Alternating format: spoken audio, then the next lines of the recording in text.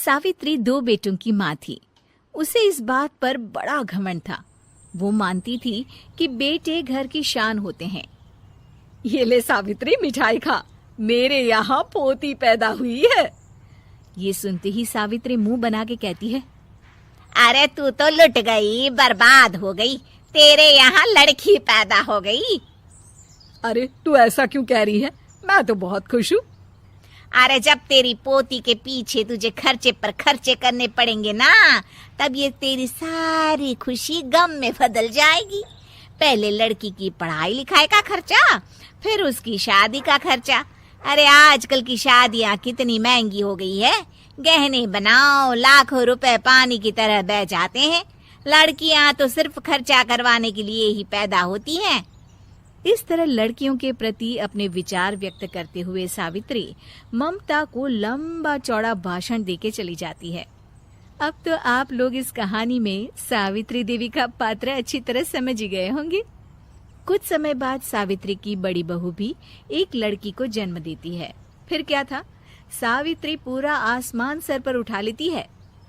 हे भगवान, ये तू मुझसे किस जन्म का बदला ले रहा है? अरे मैं तो मंदिर में रोज आकर तुझसे कहती तो थी कि मुझे एक पोता चाहिए, और तूने मुझे पोती दे दी। इतनी मिठाइयाँ और प्रसाद चढ़ाने का क्या फायदा हुआ? तभी सावित्री की बहू निशा कहती है, क्या माँ जी, आप भी इतनी सी बात पर नाराज हो गई हैं? देखिए तो आपकी पोती कितनी सुंदर है, बिल्कुल आप पर गई है। अरे चुप कर, तुझे 9 महीने इतने महंगे महंगे काजू बादाम फल फ्रूट खिलाने का फायदा क्या हुआ? मेरे तो सारे पैसे बर्बाद हो गए। ये सुन सावित्री का बड़ा बेटा अजय कहता है, माँ, तुम सिर्फ नाम के लिए 2020 में रहती हो। असल में तुम्हारा दिमाग सैकड़ों साल पुरानी सोच रखता है। आज के जमाने में लड़का और लड़की में कौन फर्क करता है? मैं तो बहुत खुश हूँ कि भगवान ने मुझे लक्ष्मी के रूप में बेटी दी है। लेकिन सावित्री पर अजय की बातों का कोई असर नहीं होता। नालायक, अपनी पत्नी की जबान बोल रहा है। मेरा बड़ा बेटा तो हाथ से गया। लेकिन सावित्री देवी हार मानने वाली नहीं थी। वो पोते की चाह में अपने छोटे बेटे विजय की शादी करवा देती है। कुछ समय बाद आखिरकार वो दिन आ ही जाता है जब सावित्री की छोटी बहू गर्भवती हो जाती है। सावित्री इतनी खुश हो जाती है कि वो बच्चे के जन्म से पहले ही सारे मोहल्ले में ढिंढोरा पीटने लगती है। ये क्या सावित्री, तू तो पोते के जन्म से पहले ही मिठाई बांट रही है। पहले पोता पैदा तो होने दे, और फिर क्या पता अगर पोते की जगह पोती पैदा हो गई तो। ये सुन सावित्री चिढ़ जाती है। अरे अपनी काली जबान मत चला, मेरी मिठाई खा के मेरा ही बुरा सोच रही है। बड़ी आई, ला मेरी मिठाई वापस कर।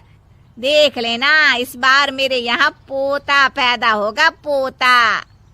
लेकिन ठीक इसका उल्टा होता है। सावित्री की छोटी बहू भी एक लड़की को जन्म देती है। सावित्री फिर से रोना धोना शुरू कर देती है और अपनी छोटी बहू को कोसते हुए भला बुरा कहने लगती है। देखते ही देखते ये सावित्री की रोज की आदत हो जाती है। एक दिन उसकी इस आदत से परेशान होकर विजय अपने भाई अजय से कहता है, भैया, माँ खुद एक औरत होकर हमारी बेटियों को पसंद नहीं करती, उल्टा उन्हें रोज कोसती रहती है। मुझे माँ की यह आदत बिल्कुल पसंद नहीं आती। अरे तू ठीक कहता है, मैं भी अब माँ से तंग आ गया हूँ। अच्छा, तो अब तुम दोनों इस तरह पीठ पीछे मेरी बुराई भी करने लग गए हो? नहीं माँ, हम चाहते हैं कि घर में शांति बनी रहे। हमें हमारी बेटियाँ बहुत प्यारी है। मैं नहीं चाहता कि वह तुम्हारे ताने सुन सुन कर बड़ी हो, और इसीलिए हम दोनों ये घर छोड़कर चले जाएंगे। हाँ माँ, मैं भैया की बात से सहमत हूँ। जब तुम इस घर में अकेली रहोगी तब तुम्हें अपनों की कीमत का एहसास होगा।